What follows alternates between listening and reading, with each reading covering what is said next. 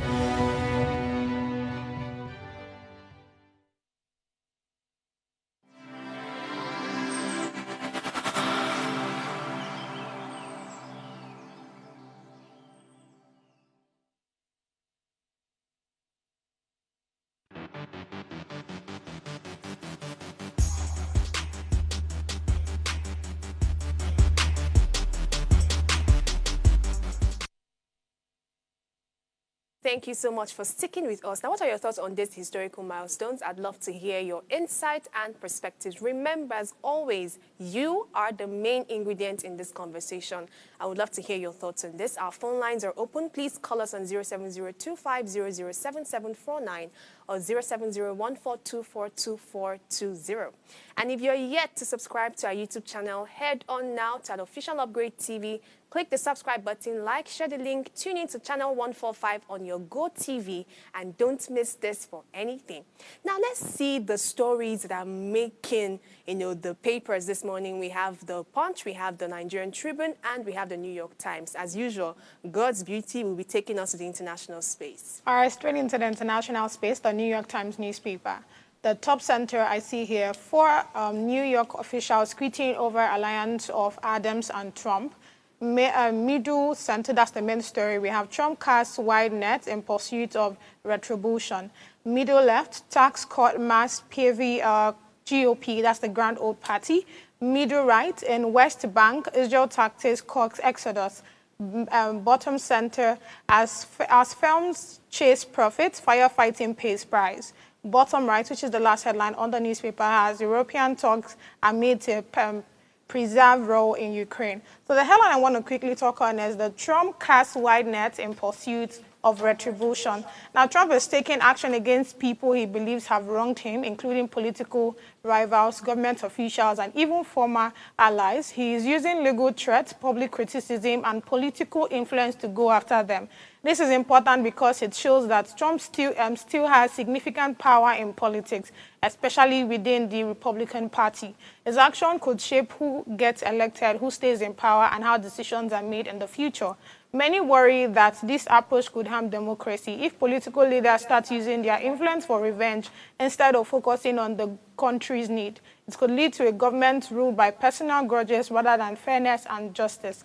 And honestly speaking, this is the absolute truth, because it's not just, in the U.S. that things like this are happening. Even here in Nigeria, we've talked about the fact that even though they make it look like, oh, we have 3 arms of government and there's check and balance and all of that, but somehow, if you look at it critically, you see that power still rests with the federal, power still rests, executives. Yes, with the executives more than even the judiciary or the legislative. So honestly speaking, I mean, there was a time it was in the newspaper that the judiciary system of government in the U.S., you're looking for, they're trying to work on the Constitution to ensure that, the executives don't have too much power, in their space and all of that. But still, yet, we've not had, why do they paint it as though there's just some beef that Trump has with some officials? And the whole revenge thing is what I really do not get. Well, Can they clarify what exactly that revenge is? So this is it here. Or is it just about removing people who are not meant to be in that position? Is that what they call the revenge? So this is it.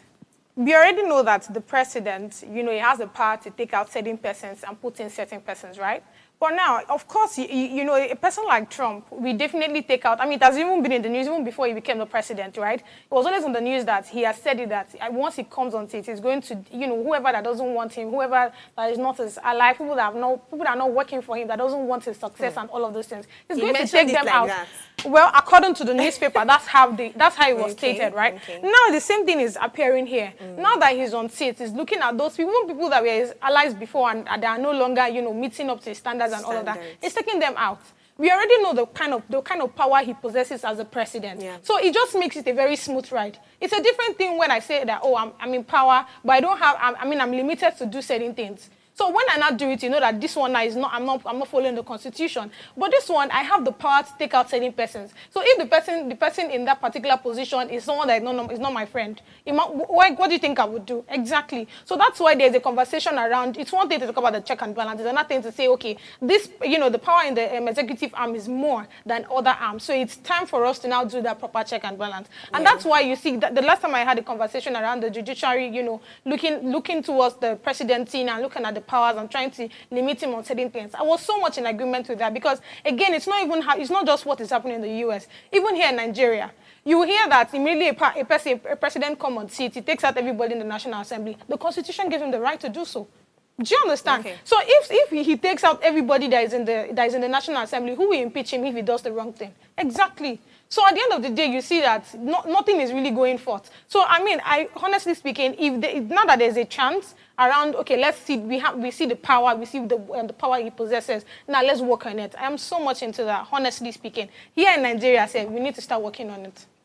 Well, it's going to be far-fetched because the executive will still have their power to choose who would work with them. And I don't know how that works exactly, but it might be a very stretched thing to start considering. But let's move away from because I know Trump always gets you very excited. If you say anything in New York Times, Madam, you're going to pick Trump first. This is exciting. That's fine. Let's see what the Nigerian papers say.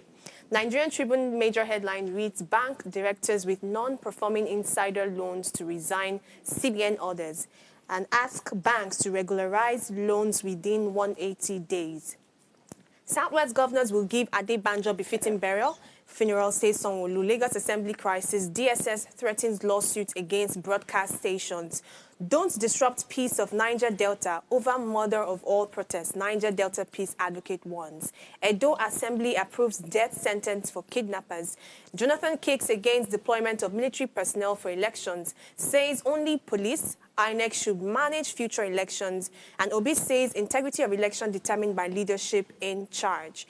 We see also appeal court affirms Oba Olaoye as Shoun of Ogbomosho, and 789 ex-terrorists undergoing de-radicalization rehabilitation program.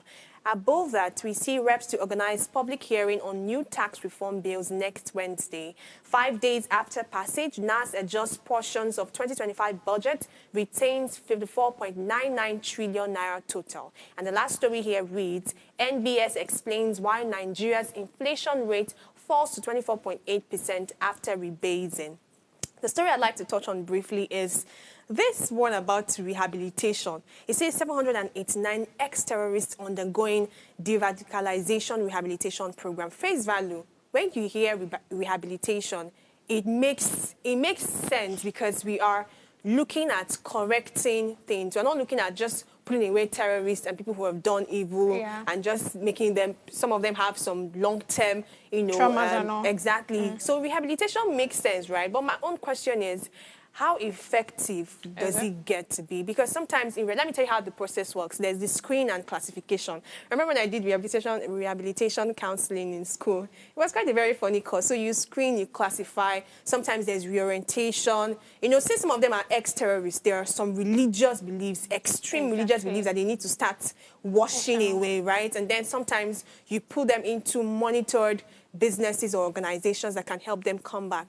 But honestly, I'm just looking at things. Let's say these people agree to get into that program and be treated or whatever they call it now. Are you sure that they're not going to pretend? And then we're seeing people who would make up to look like they're actually getting this treatment, and at the end of the day, crime still bursting. So, but I think that it's a 50-50 thing. It's a risky thing to actually want to have people in rehabilitation programs because you really do not know the intentions of people. But it's a nice program. We ought to have these people checked regularly. But my own concern is that it has to be very effective. There has to be monitoring before, during, and after. Not the one that you just put people in program, graduate them after 2-3 months, and you think that they are fine and ready to roam and live with men. It should be clearly monitored. And if we do that, one thing that is going to happen is that crime rates will drastically reduce. We've seen the increase in crime rates so far. Insurgency, banditry, kidnapping is a whole lot. So it's not a bad program. But this 789 I actually love this news. I'm not even going to lie. This actually shows that, to some level, the government is showing that they actually love, its citizens. And it's very beautiful because it's one thing to say that, okay, we know the kind of things these people are passing through. Do you know what it is to carry a gun to kill someone? I mean, that alone, it's an experience that you're definitely not going to forget. Then imagine not taking it as a job. Do you understand? So it's not even an easy thing. So now, bringing out those kind of programs where they were able to say out everything that they are feeling, the problems, whatever that they have hold dear to them. I mean, you know what? Exactly. Then, start changing the mindset. Like you made mention of some religious, mindset and exactly. So, by the time they go through all of those things, they intend to become better persons, better soldiers, and of course they would. I mean, the insecurity thing that they say have headway. I think now it will have headway, understand? Okay, but they should please be effective so that we will not go back of course. to stage one. The Guardian has some interesting stories. I'll just read it very briefly. The major headline reads, Edwin Clark, A Life of Struggles, Statesmanship, Agitation for True Federalism. Tinubu, Obasanjo, Atiku Obi, governors lead tributes to Ijaw leader. Federal government launches nationwide crackdown on miracle centers. Lagos Assembly denies Tinubu's involvement in crisis. Concerns over critical minerals safety, rising vulnerability, illegal mining. Defense headquarters confirms rehabilitation, reintegration of 789 ex-terrorists. The story repeats itself. House summons INEC over delay in conducting by-elections. NBS unveils new inflation template, reduces food weight to 40%.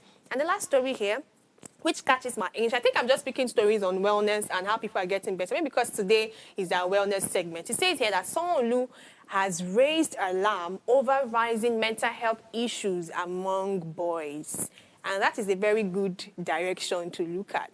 Because, you know, we see that young women, ladies, and the females generally are usually the disadvantaged ones. And we have a lot of programs that seem to center and focus on them a lot. In fact, even with the calendar, there are a lot of Women's Day, Girls' Day, everything day. But you see, this call to see that, you know, mental health should not be a class thing or just for some category of people, but across board. And this concern is also alarming. The mental health issue also concerns boys as well. Different age group of boys, the younger ones, the teenagers, preteens, and even adults. And this alarming rise of it is an indication for people to start looking towards that area. I was speaking to someone, we're talking about this advocacy and foundation thing and how that there are some areas that are saturated. Looking at stories like this now, you can see that some areas are not exactly saturated as such, and advocates or people who want to ensure that, you know, things are working well can start considering things like this. Have your own, you know, foundation or whatever you call it, where you can pay attention to the mental health of boys. Interesting story, right?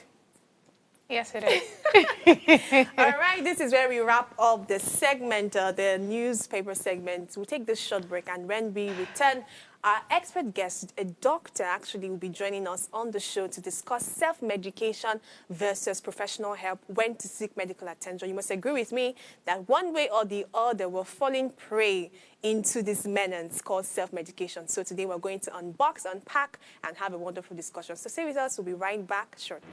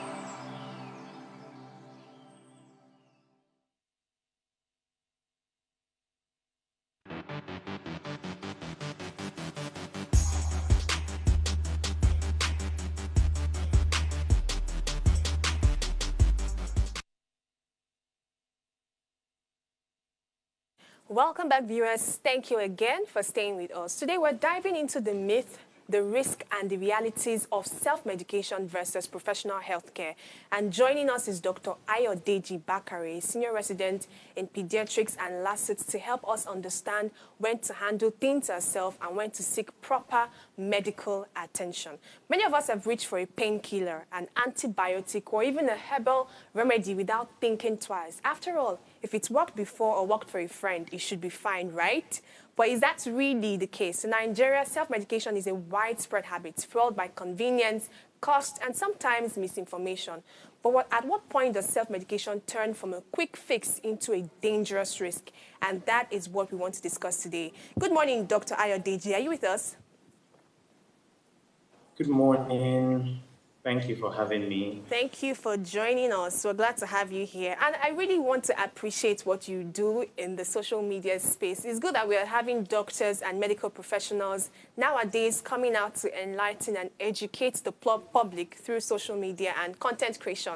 Content creation now is not for people who just want to dance and, cook food and all of that, but we're seeing medical content creators coming out, and it's really applaudable. Thank you so much for your good work. Now let's get straight into... Thank you very much. Yeah. Let's get straight into the discussion for today. Many people believe that if a drug worked... I want us to start with the myth, first of all, of self-medication so that we can start debunking some of these things. So some people believe that if a drug worked for them once, they can always use it again for similar symptoms. And why is this a risky assumption? Thank you very much, Ms. Omenka. It's natural for human beings to think that way. If something has worked before, it can work again. However, there are a lot of things that have worked either by coincidence or there's something in medical practice we call a red herring. Okay, so there's something you're trying to gather information about the care of the patient, what led to the current illness, and then you get some information that you find out actually adds no value to knowing why that patient is that ill. So in similar fashion, you can have a situation where, someone has used a medication which has not done anything, but the person got better. I'll give a practical example. Someone has, say, a viral flu and uses an anti-malarial. Naturally, with a viral flu, in a few days, most viral infections resolve on their own without any treatment. So this person uses an anti-malarial and he gets better after 3 days, 4 days. And he concludes in his mind that it was malaria he had and the anti-malarial actually was what worked. Whereas the anti-malarial likely did absolutely nothing because what the person had was a viral flu, not malaria. So I think it's just a natural thing. People like quick fixes and they believe if something has worked for me, it's likely going to work again. I feel the same way, so it's most likely the same thing. Thank you.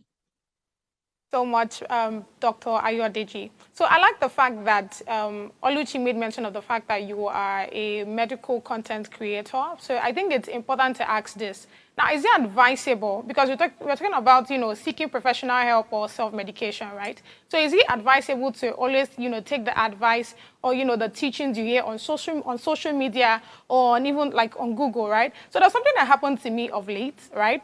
Where I took an eye drop and at the end of the day, I was vomiting. And I checked the web where it was okay. Like, it was stated there that, if you take certain kind of eye drops, of course, it makes you to make you vomit and all of these things. But when I went back to the pharmacist, it was like, no, you're not supposed to vomit. He was saying something, contradicting what I saw on the web. And it now made me question, okay, so who exactly do I believe? Do I believe the pharmacist? Do I believe what I saw on Google? So, that's why I'm asking now, since you are, already into the field, which advice do you think we should take? And, does it even aid, do you think social media teachings and all of these things aid self-medication? Okay, thank you very much. So let me address the issue of the medication, the discrepancy between what you read on the web and what you heard from the pharmacist. It's multifactorial. Maybe the first thing I should say is the fact that the web is a wide space and there's a lot of information out there. It takes someone who has either a professional or someone who has a professional way to approach information out there to be able to see things. As touching medications, for example, all medications have side effects, even paracetamol, okay? Now, there are lists of side effects, some more common than others, okay? And if you were to just pick up the drug leaflet or were to just Google the drug, you will see all the lists of side effects. Now, some are rare, some are not. If you as a layperson just approach that, you will jump to a lot of conclusions. However, the professional knows this side effect is a possibility, but not likely as common. So the way you will view information that you have seen online is not the same way I will view the information that I've seen online, because I have a training that helps me sift information. Now, that said, if when you went to the pharmacy, the person you actually met is a pharmacist, it's likely the pharmacist gives you more reliable information. However, you must bear in mind that some of our community pharmacies do not necessarily have pharmacists at the desk attending to you. Rather, they may have someone employed who is, taught what medications are there, how they're sold, and will only give you as much information as they have. So as such, in relying on information you get on social media, well, it is tasking, but you need to be able to identify people who are reliable. You need to be able to investigate their pedigree. Who are they? What do they do? Are they who they claim to be? Okay? On my profiles, for example, I'm Dr. Oniferi across social media platforms, and my information is there. Okay? I'm a medical doctor, where I started, where I am. Okay? And then you can always fact check the information I put out. Recently, I joined, the WHO FIDES group, which is a group that basically, supported by the WHO, encourages and helps health content creators, to put out information and basically to battle misinformation. So it's expected that people in that community, for example, put out reliable health information. So you have a responsibility to try to sift the information out there, okay? But once you see a social media content creator outrightly giving you prescriptions, there might be a red flag there, okay? In terms of, there is a limit to how much you can say, recommend this or that online. We can advise, we can educate, but you need to be cautious also. As much as there are many well-meaning doctors and health workers out there putting out reliable health content, you still have to sift information. It's the social media age. Recently, a senior colleague, Noisy Niger pediatrician, had an AI video created from one of his videos where misinformation was being put out to pursue, the sale of a certain medication. So those concerns also exist where people are impersonated to pass out the wrong information. So you will definitely need to sift the information that you have access to on social media. All right, thank you so much, Doctor. Very wonderful information you're dishing out. I want us to really have a wholesome understanding of this, because sometimes access to doctors or healthcare professionals can be limited. And that's why people sometimes resort or go back to self-medication. For example, if they have recurring symptoms or they know that something like this has been treated before and their current space, there's a limitation to accessing a doctor or healthcare professional. So there are things like that to consider. I want to ask you, what are some safe alternatives to self-medication, especially when access to a doctor is limited? Thank you very much. Now, maybe the first thing I should say is that there really is no safe alternative to self-medication. However, I would be practical in stating that in our part of the world, we have our challenges in terms of the healthcare system, access to healthcare generally. And there are a number of factors. First is the fact that there is a mass exodus of health workers, into the developed, world. We're having doctors living in droves, we're having nurses living in droves, and so on and so forth. So as a result, we have fewer hands to cater for a lot of people, which inevitably results in longer wait times in the hospital, and so on. And also is the fact that, unfortunately, we're not yet there as far as the practice of health insurance is concerned in our part of the world. In the developed world, we have a working health insurance system, which makes it possible for people to access healthcare without having to pay out of pocket. You must bear in mind that healthcare is expensive everywhere in the world. It's not peculiar to any particular part of the world. Healthcare is expensive, and that is the reason why health insurance should work. So in countries where there is a working health insurance scheme, people can readily access care. However, one thing that I found in the developed world is that there's a clear definition between something we call over-the-counter medications and prescription medications.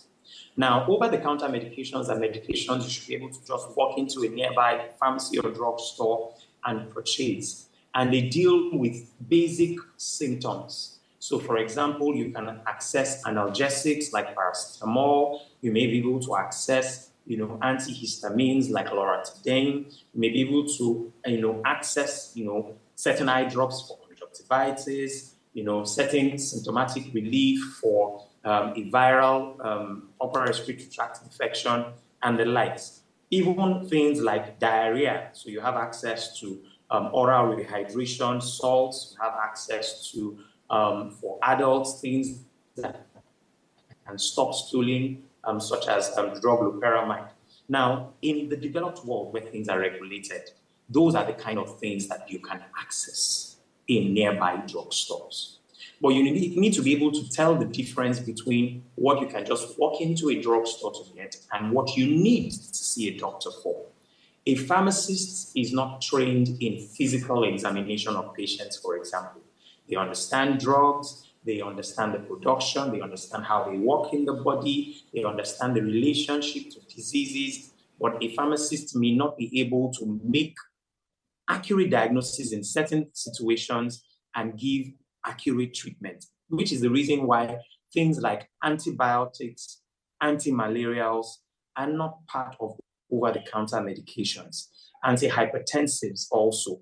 And you can go on and on listing medications that need to be prescribed by a doctor who has reviewed, examined, arrived at a diagnosis. So this is where we must strike a balance. For example, your running temperature. Now, paracetamol is both an analgesic and an antipyretic. That means it takes care of pain. It also takes care of a high temperature. Now, if I take paracetamol, fine, I get some relief, temporary relief from that fever. But I always say that fever is like smoke. If you see smoke, it tells you that there is probably fire burning somewhere. If you do not identify the fire and take the fire out, no matter how much you try to blow the smoke away, it's a matter of time before the room is covered in smoke and you choke in the smoke and possibly get burnt. Meaning that there are certain symptoms like fever that would require you being reviewed by a doctor, sometimes having tests. For example, with malaria, we have said it over and again. I did a jingle on social media some time ago, said no malaria test, no malaria drugs. Because for malaria, for example, you should have a positive malaria test, which should now be the reason why you're using an antimalarial. Picking up an antimalarial off the shelf just because you feel running temperature, you feel body pain, may be wrong because there could be something else responsible for that fever, and you could be rendering antimalarials useless when you use them, when you do not need them. Same goes for antibiotics. So we need to find a safe balance. There are hospitals, private and public around us. Yes, access may be limited in some places. Yes, the wait time might be long, but we need to understand that when the wrong diagnosis is made, when you have self-medicated, sometimes you might have made the mistake to delay diagnosis, which could be life-saving. As you will see in situations like cancer, for example, people deal with things like fever, body swellings, and they manage it till it's advanced before they present to the hospital. So self-medication can really be dangerous. So we need to be able to tell, this is what I can get over the counter for temporary symptomatic relief. This is the point at which I must present to a hospital for a doctor to evaluate, make correct diagnosis, and treat appropriately. Thank you. All right, thank you. Before we go on this short break, I'd like you to just help us with this illustration. So I've had malaria before. I mean, everybody in Nigeria one way or the other has had to deal with malaria. And sometimes when I'm having symptoms that are recurring and I meet a doctor, for example, they ask you, when last did you treat malaria?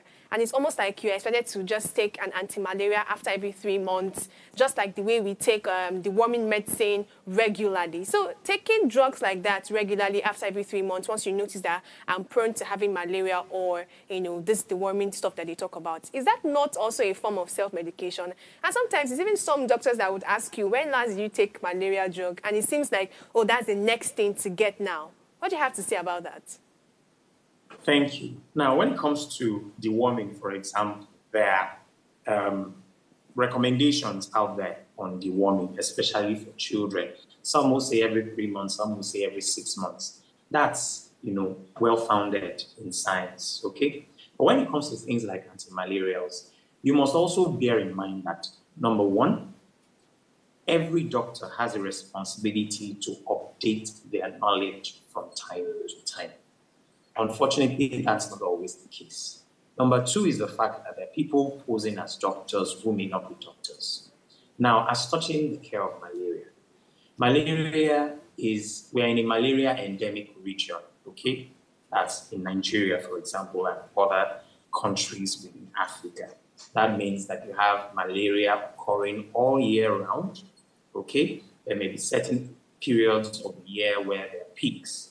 Now, to say that one should maybe every 3 months use an antimalarial will not be correct, because in a place where a certain illness is endemic, there is a bit of a natural immunity, what you can call a herd immunity, that develops, such that you will need a relatively, high parasite load for you to come down with the illness, which for someone who is coming from a non-endemic region, for example, those coming to Nigeria from the UK, US, other countries where malaria is not endemic, are usually advised to take malaria prophylaxis before coming into the country. This is because the tendency is that they will have severe forms of malaria because they don't have any background immunity against the illness. And that is what defeats that thinking, that in this part of the world, we should just keep taking antimalarials every now and then. Yes, a doctor may ask, when last did you use an antimalarial? And that could be on the premise that the symptoms you are presented with probably look like malaria symptoms. However, it is the doctor's responsibility. This is a WHO standard. You should always have a malaria test run to confirm if there is a clinical disease before you treat. The reason why we went from, some of my listeners may remember that there was a time that a drug, chloroquine, was a major when it comes to the treatment of malaria. However, chloroquine is not being spoken about so much now for two reasons. One is the fact that, well, a number of people had reactions to chloroquine, most would itch. But it became the norm, really. People were used to the idea of using chloroquine and itching. But over time, it was found that using single medications like that, there was malaria developing resistance to these single therapy antimalarials, which is how we have come to a point where we do what we call artemisinin combination therapy. So most of your antimalarials, you will find drugs like artemether-lumefantrine, you find artesunate amodiaquine, you have artesunate piperacin, and so on and so forth. It's a combination of two medications. This is in a bid to combat resistance. However, if we continue to abuse these medications, they will become more and more useless over time, which is the reason why we're beginning to experience treatment failure even with this combination therapy. So it's important that we do not treat malaria except if test confirms. Now, if the test is negative, then you should look in another direction. It's very likely that it is not malaria, even if it is with a rapid diagnostic test kit. Okay? There are very rare situations where the malaria test will come out negative and you still have reason to believe that this is malaria, and then you treat. So it's important that we don't just routinely take antimalarials or antibiotics and the likes. Very, very expository. Thank you so much, Dr. Ayodeji. You have to take this short break now. When we return, we still have a lot of myths to debunk. So please stay with us. We'll be right back shortly. All right. Thank you.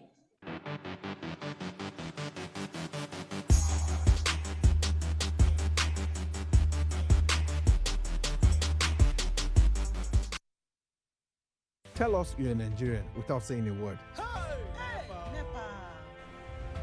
Energy security is one of the most pressing issues for many developing countries like Nigeria. And if there's going to be any meaningful progress, addressing our energy issues is non-negotiable. I need to see light for my house.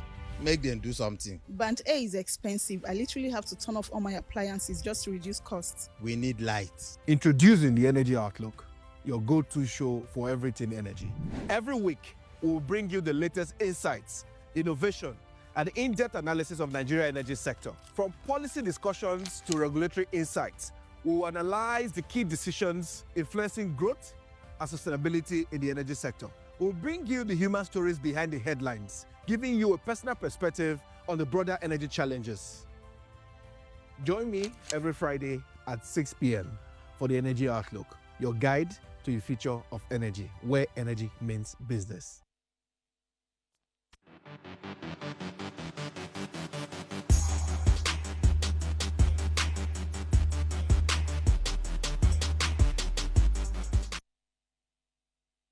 Welcome back, our viewers. Thank you for staying with us. Now, just to let you know, you can drop your questions, your comments, or contribution at our YouTube page, and we would like to ask our doctor the question. We're back to discussing self-medication and when to seek professional help, and Gosriti has a question for our guests. All right, Dr. Ayodeji, thank you so much, Shida. I mean, all the things you've been saying are very, very insightful. So I want to talk about Nigeria, right? The thing is, when it comes to our culture, you know how heavy we are on it. And now, when it comes to this whole Westerners, medications, and all of these things, I feel like there are still people that will still always go back to the herbal whatever. I remember having, let me even give this very practical example. If I complain about sugar today, the first thing you hear my mom say is, oh, you need to go and take a good jedi now. Go and take it. It would flush your system. It would help you this. It will help you that. And I feel like that's something that you would hear a lot of people say. Now, down to also, there was a time I remember somebody complaining about, having leg issues and all. And when she went to the hospital, they told her they had to refer her back to going to, I think, all of these people that, take care of legs, stretch legs, and all of those things. So now the question is, do you think this herbal and both like the Western medication should go hand in hand, or is there one that should be stopped before the other? I want you to, just elaborate on that a bit. No, it reminds me of a jingle I did on social media. Okay. Apropos say drink water, green. My doctor say leave a go, they hear.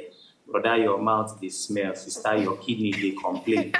And the point of the jingle was to drive home, and I've had several conversations in my social media posts on the use of herbal concoctions. Now, let me start by saying, the basis of medicine today, the tablets you have, the injections, and so on, they find their basis in what you would call native medicine in terms of the use of herbs, roots, and so forth. Now, what you need to understand is that science has advanced. How did we get where we are today? So perhaps there were rumors or talks about the fact that so-so herb cures malaria, okay? So what the scientist has done is to take that herb into the lab and check the contents of that herb. Now, let's say we identify 3 items in that herb, items A, B, and C. The scientist takes item A, tries to separate it, and uses it against the malaria parasite to see the effect. And the scientist finds out that item A can actually kill the malaria parasite. So he sets it aside and he takes note of his finding that item A in so-so herb can kill the malaria parasite. Then he takes item B and he tries to do the same thing. And he finds out that item B doesn't appear to have any effect by itself in killing the malaria parasite. He sets that aside. Then he takes item C and he checks it against the malaria parasite. Now, not just does he find that it doesn't kill the malaria parasite, he also finds out that item C is poisonous to the body. So he takes item C out and says, okay, this is not good for the body. Then he says, okay, let's take item A and item B. Let's put it together and see if item B that does nothing by itself probably enhances the activity of item A. And then they put items A and B together and they find out that the effect in killing malaria parasites is a lot more. The implication is that the scientist now takes item A and B, puts it together, and now begins to do measurements. How much of items A and B together is enough to kill off all the malaria parasites? How much of it is too much? Okay? How much of it is not enough? This is how we arrive at take 2 tablets twice a day. Take 2 tablets thrice a day. Because you also look at how long does items A and B, how long do they last in the bloodstream when you administer it? This is how we ended up with the tablets and things we use. Now, the issue with herbs, agbo, okay, as we commonly call it in the Yoruba land, is that agbo contains the good, the bad, and the ugly. You are unable to prepare it the same way, it's not the same way Mr. A prepares it that Mr. B prepares it. So Mr. A prepares it and it's concentrated. Mr. B prepares it and it's dilute. And then, remember, it contains the good, the bad, and the ugly. So at the end of the day, you may be getting the positive effect of the item A in the herb, in the agbo. You may be getting the positive effect of the item B in the agbo, but you're also getting the poisonous effect of item C in the agbo. And you might be taking too much or too little. I'll give you a practical example. There was a time my mom had a bit of elevation in her blood pressure, and someone recommended certain herbs to her. And she took the herbs. And my mom told me that she was so weak, and it took her a day or two maybe to recover. My suspicion is that that herbal concoction did do something to her blood pressure. Probably it brought the blood pressure too low, and she couldn't handle it. So at the end of the day, while it's possible that there was some benefit in that concoction, there was also harm being done. And we have so much, there's so much of a rise in the occurrence of kidney diseases, especially in children. And we have traced it to the illicit use of these herbal concoctions. And we do not know what is inside. We do not know what damage it's doing, especially to the kidneys, sometimes to the liver. So the issue is not to demonize herbal concoctions. The point is to say that you really don't know what you're taking in that herbal concoction.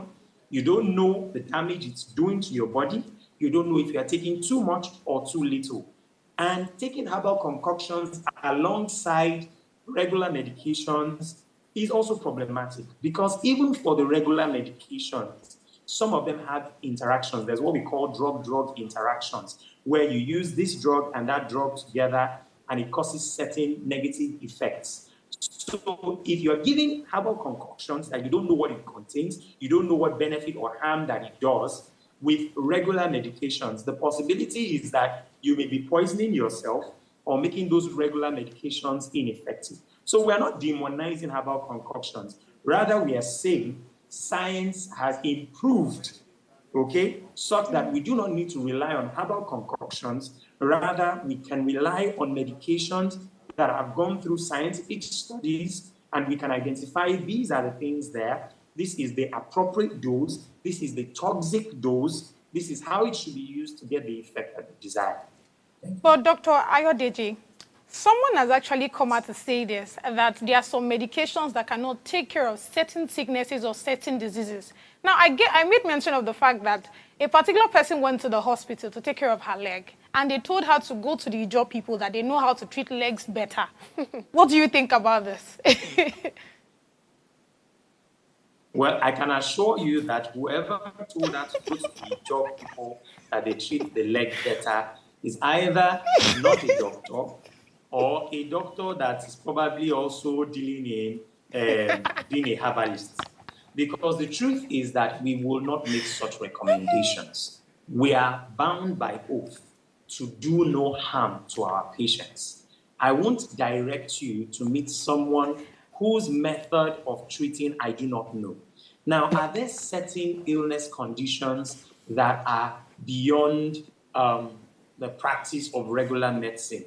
Well, I won't say yes. However, this is the reason why we have on early presentation, early diagnosis. A lot of times people present to the hospital when the disease process has advanced so much that there is not so much that the doctor can do. Someone comes, for example, with a chronic kidney disease, probably end stage, where he needs eventually a kidney transplant, needs to be dependent on dialysis.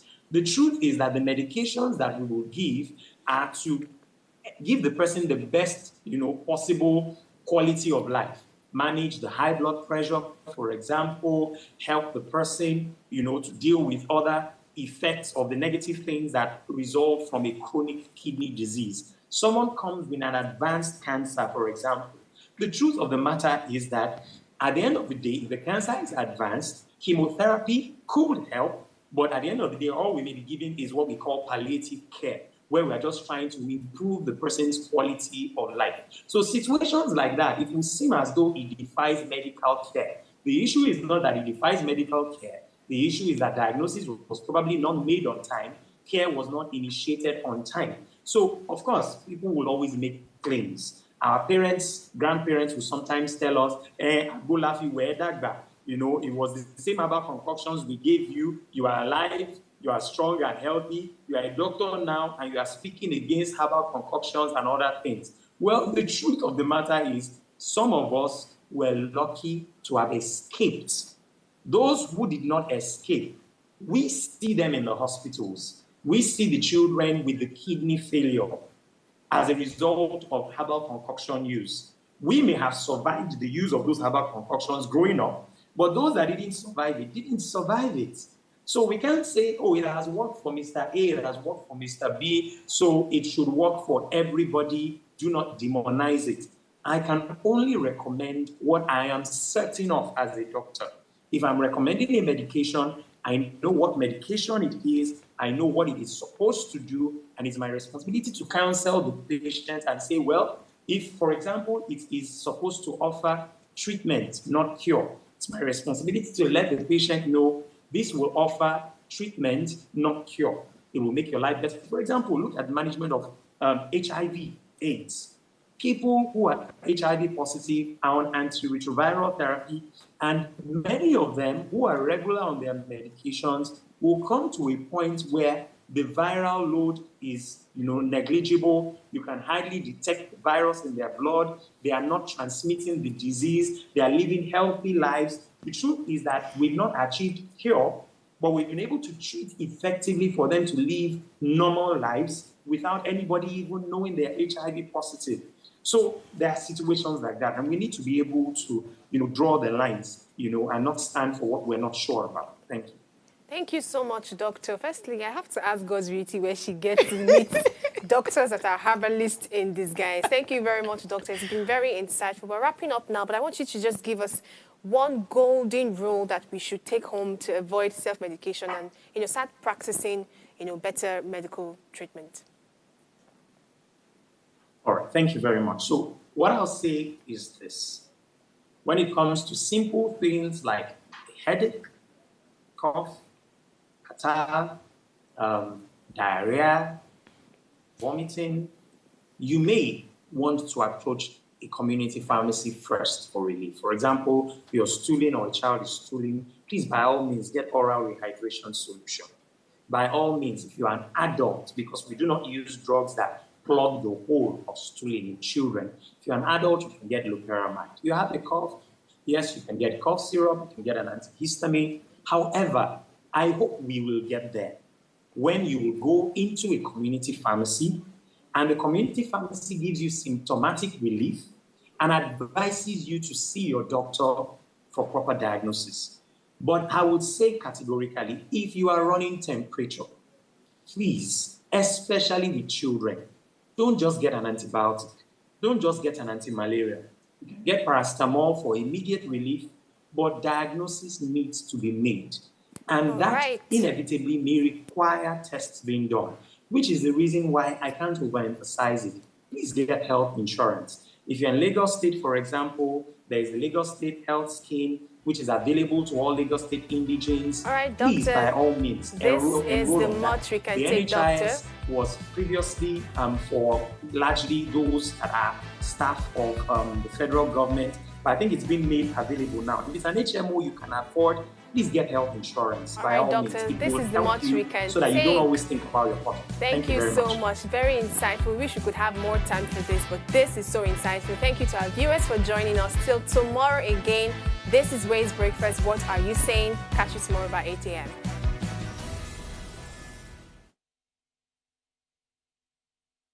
Hello, you. Yes, you. This is Osayome Sale from Ways Primetime.